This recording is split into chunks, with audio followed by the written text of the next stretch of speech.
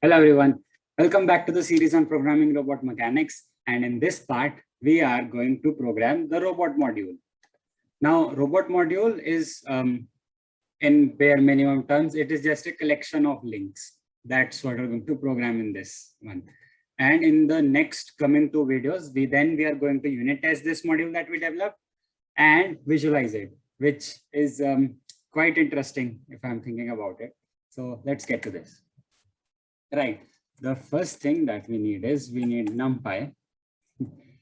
Then we can define the robot class. Now we have that. Let's add a little description to this class. All right. So the functions that we are going to be using in this robot class module are init link. This is going to initialize a robot. Now there are two ways to initialize this robot class. They can be either using a list of links or using DH parameters, like a table of DH parameters. Okay, and the next function that we will be having is transform. This will calculate the transform till a given link. Like if we have 3 links in a robot and we only want to calculate for some reason, only till the second link, the complete transformation matrix, then we can use this transform method. And forward kinematics is simply the final transformation matrix till the end effector, like the last link. Okay, and we'll try not to miss these two functions, str and repr. And right, and this underscore transform, this is, I'm thinking of a private function to calculate intermediate transforms, like from a frame q-1 frame to a q frame, only that much. Okay, and I haven't thought of the parameters yet, but let's see what we get, and then we'll fill in all the other details. Okay, now initializing, I'm thinking, let's just have links equals an empty list, and also have a self.link names as an empty list, because we'll be needing those. Right, now links, I'm thinking like links list will consist of link objects, and link names will simply be consisting of the names. This is just for easier reference, so we don't have to again and again refer to the links.name. I'm thinking of using it at the transform, but let's see what we get. Okay, and str, I'll just define the str function for now, so we don't forget it later. And the REPI. Okay. Let's start with the init link function. So this is going to be giving us a link list, not specifically, but a link list. Right. Oh, let's add some documentation to both these functions now. Okay. One thing that we should do is we should declare these as private variables. Like these variables should only be accessed by the class and not anything outside of this class. Okay. Now we have the init link. In order to initialize, we can simply run a for loop. Very simple. Yeah, I think that will work. And we can have a try except block. Okay.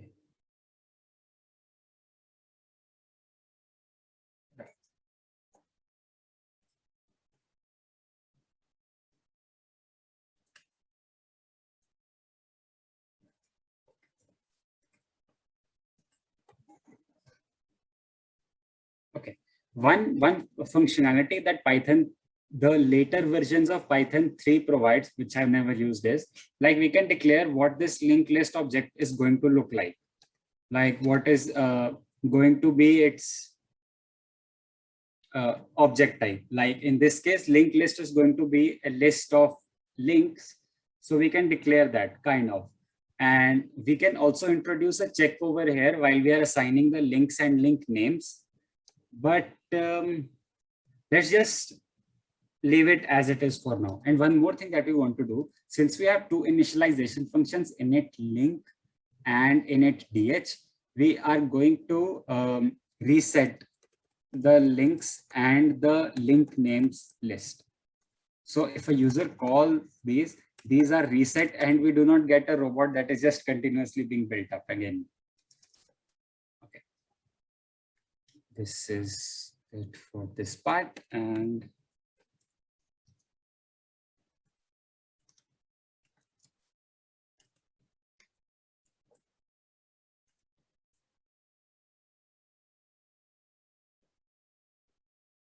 right now, in order to initialize this using DH, we need to initialize link objects.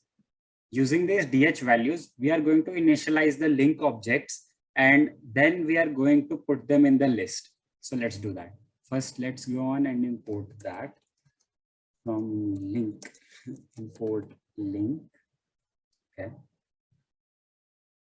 And we can also, but yeah, we can add something like this. If the user initializes using DH, the links are going to be given a default name, link underscore its index, something like that. That would be good.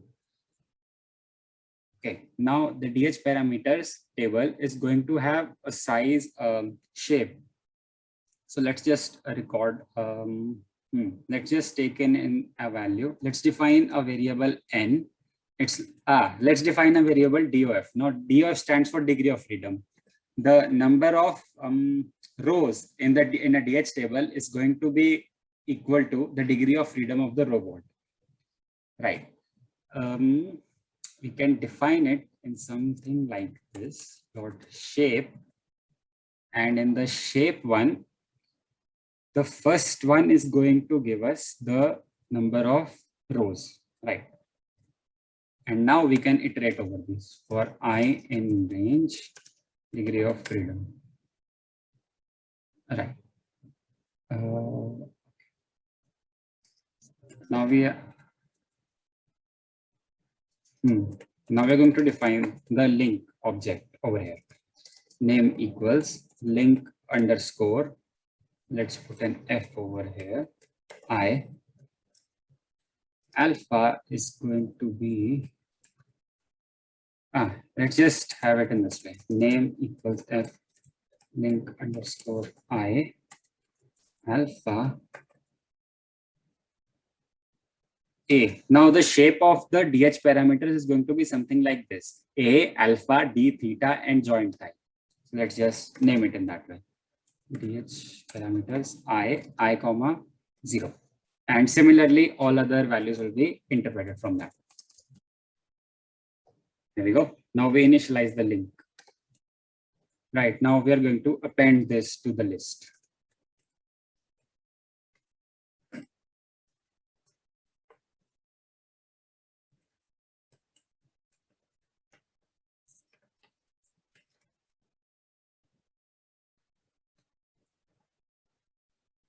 And we are going to initialize the link and link names accordingly. Empty. All right, this is done.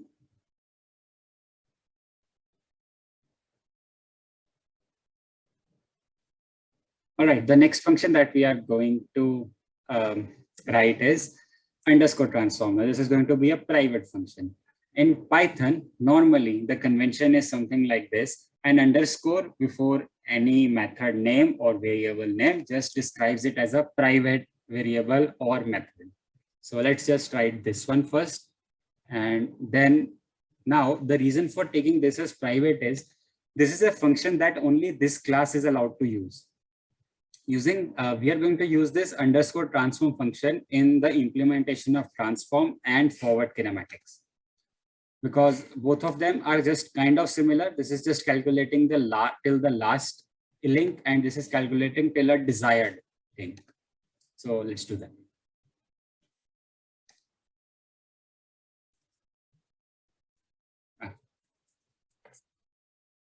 Okay.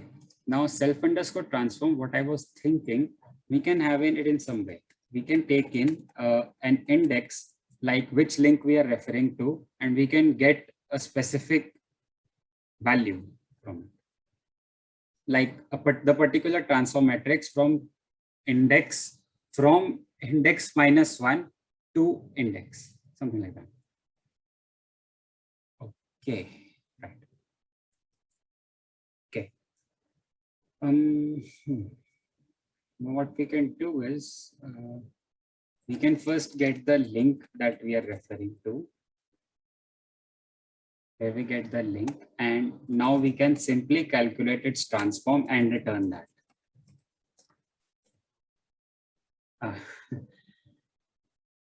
Right, we also need a parameter for that because, right, parameter.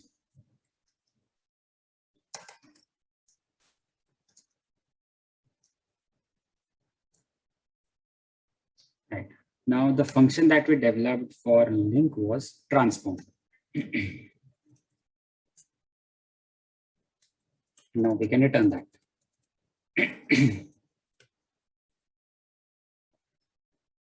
Right, now let's write the transform function. Right, let's write that.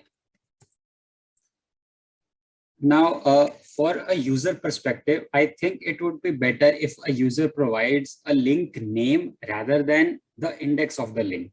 And one more thing that I forgot was, like,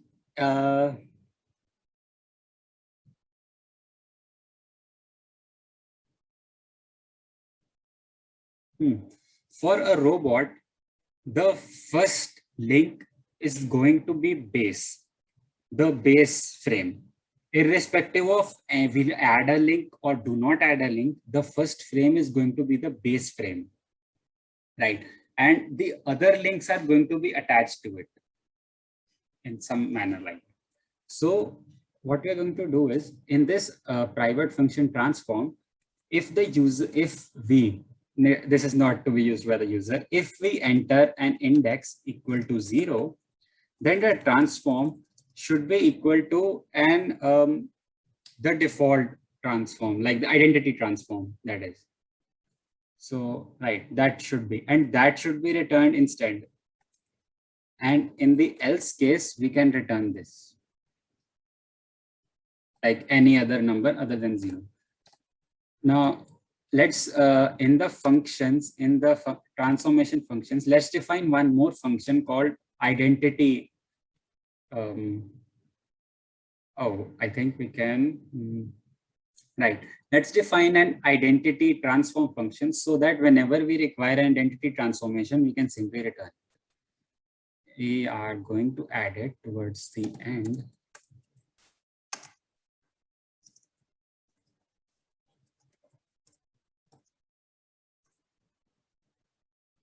Or, right, identity transform, okay.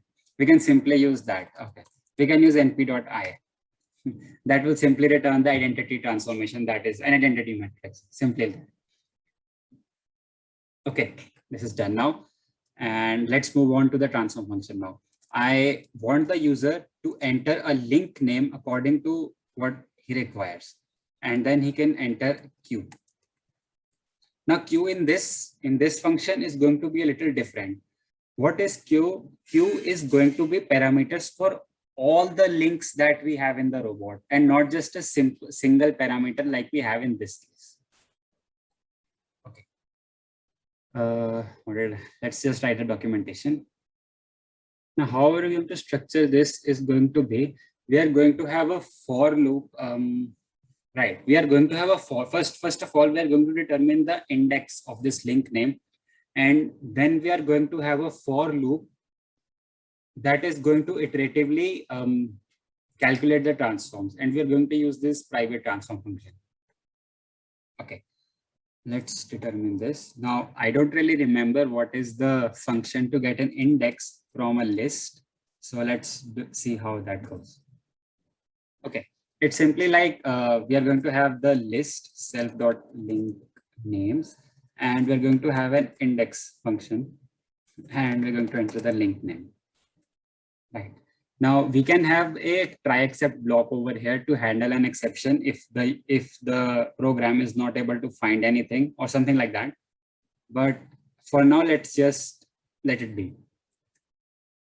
Okay, now we get the index from here. Now we're going to have a for loop for I in range, or what we can do is link index. Let's add +1. Since we require it to go through 0 till the link index and not just stop before the link index. I think this is the right thing to do. Right, I think this is the right thing to do. Or we can do something like this. Let's do it in this way. Let's have a transform variable over here, and let's call the transform function, right? And what we are going to do is we are going to add the 0 index. This will return us the base transform, and for q we can simply have yeah, value of q won't matter over here, so let's just add 0. Okay, and what we will do is we will start the list from 1 till link index plus 1, something like that. Right, now we can calculate transform equals transform at the rate, since we require matrix multiplication, and we can add this. Index is going to be I, and q is going to be q of I minus 1. Right, this will work now. Yeah, this will work now. This will now calculate the transform from the base till the position that we want, and it will return, and we will return the transform. Oh, right. Let's just name it transformation, just to separate the name of the function and the variable.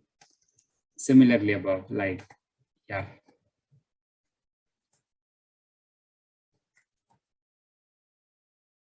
Right.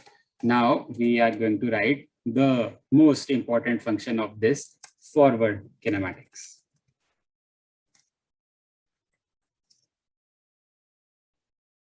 All right.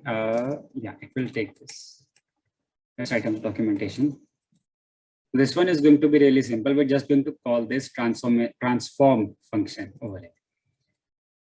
Let's get the end effector first. It's going to be self dot link names -1, and we will call transform function. Self dot transform. We are going to add link name, that is end effector, and q, and then we're going to return transformation. Right. Now, this is the bare minimum code that we have written, and it does not contain any kind of checking as such. Like, there is no checks related to whether the code is correct or it's not correct. Like, in some places, we have just entered that we require a DH parameters of n cross 5 array, but we haven't in any place checked like what is the shape. Okay. I think we should add, right. Right, now let's add some checks also related to this. So, right, a little bit of defensive programming, we can say. Okay, now the link list is going to be a list of link objects, and it's going to add the links. So in this function, what we need is we need to check if the object user entered, is it a link or it's not a link object. So let's do that. Okay, what we'll do is we'll add a check over here. Now, the way to do this is this function call is instance. What we can do is we can take the link variable and we can check if it is an instance of this link object. If it is not, then we are going to raise an exception. Yeah, links should be of link object type. Right, now this is dealt with. In the DH, init DH, our major check, that is it, is going to be the shape. Now, if the shape is not according to what we have, okay, joint type, right. Okay, right.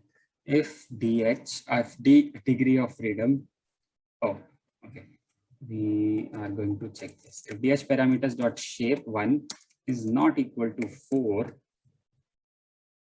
then we are going to raise an exception.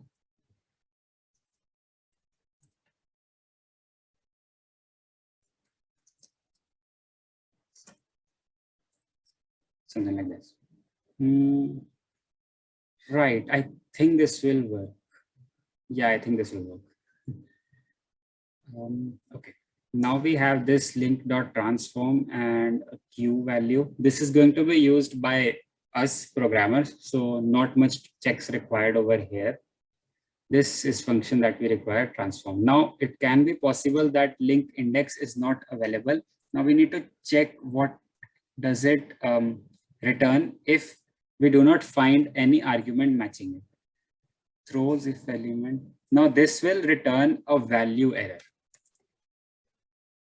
which we need to catch over here.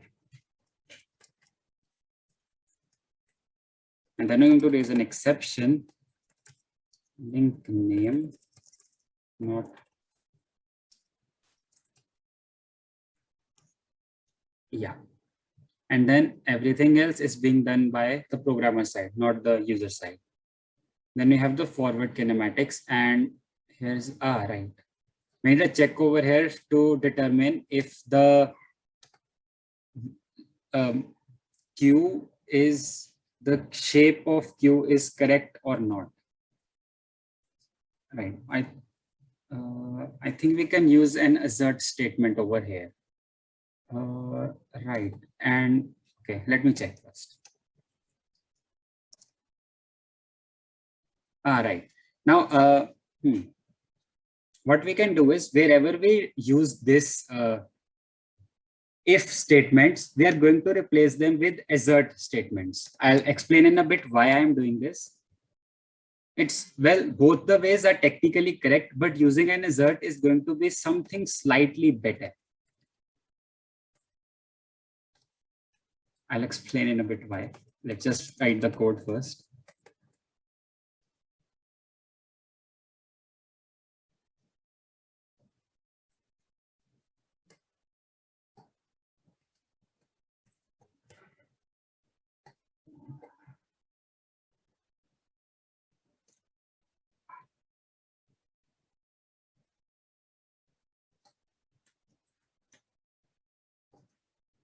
Okay, now why we did this was Python as general Python code is not supposed to be written using if-else statements. We are more, Python is more, is better. Like conventionally, we use Python using try except blocks. Well, this is related to some concept called duck typing. And yeah, something like that. Like Python is better if we catch an error while running it instead of using an if-else statement. Well, both the codes are correct and both will give almost the same results, but conventionally, I think, and it's my personal opinion as well, we use try and set and except blocks more in Python. So that's why.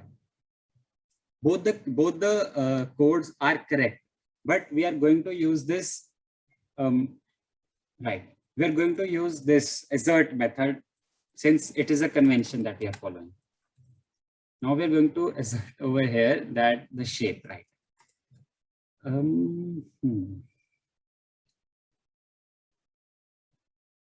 Okay. It's going to be something like this, 6 comma.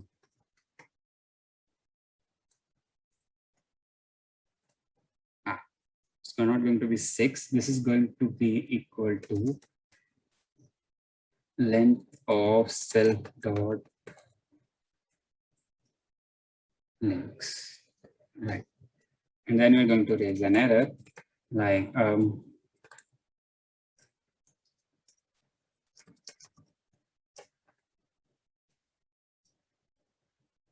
right. And the error, if that error comes through forward kinematics, it's going to be raised through this transform function.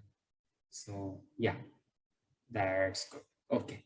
So now we're done with all the code, and let's get on to the final part, that is defining this string and representation.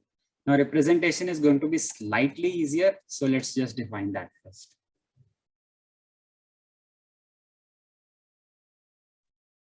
All right.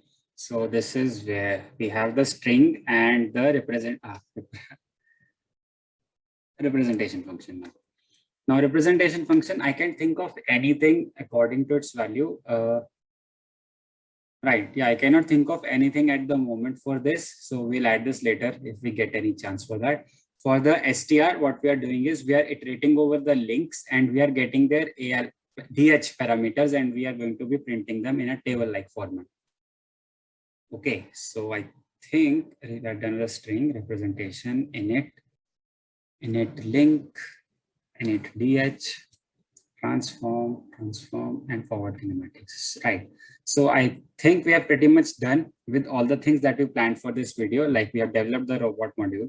Now, one thing that we can have is, now robot module is a very vast module that we can have. We can write a lot of functions in this, like we can have plot.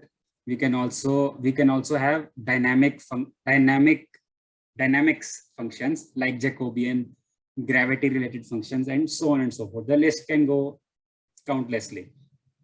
But for our purpose, like currently we are only considering the kinematics of the robots. So all the functions that we have added are based on the kinematics of the robot. Right. And this is currently we are only going to stay till here. After after some videos, we are going to add the dynamics functions as well, and we will add them on the go as we go across these topics as well. So, right, in the next video, we are going to write some unit tests based on this robot module, very mathematical unit test. And in the next video, we are going to, next video, we are going to write the visualization, like how the robot frames are looking in the 3D plot and so on. So yeah, I'm waiting for that video. So, right, see you in the next video then. Bye.